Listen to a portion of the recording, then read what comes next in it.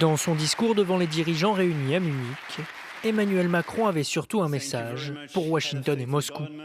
Le président français veut accroître la pression sur la Russie et que l'Europe prenne part aux négociations sur la paix en Ukraine. Les Européens devront accepter tout accord éventuel, car ils joueront un rôle essentiel dans toute garantie de sécurité, tout allègement des sanctions et toute décision concernant l'avenir européen de l'Ukraine. Je veux être très clair, il n'y aura pas de paix sans les Européens.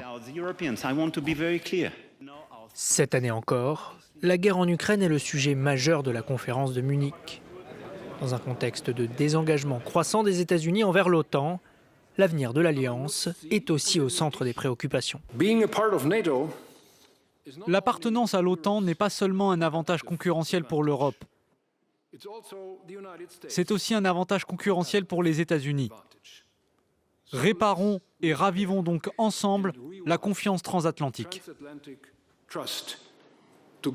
Depuis la conférence de Munich de l'année dernière, les alliés de l'OTAN ont convenu sous la pression de Donald Trump d'augmenter leurs dépenses de défense.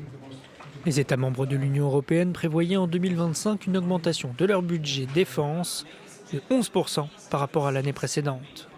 L'Allemagne et l'Ukraine ont lancé une entreprise conjointe qui vise à produire des armes pour l'armée de Kiev.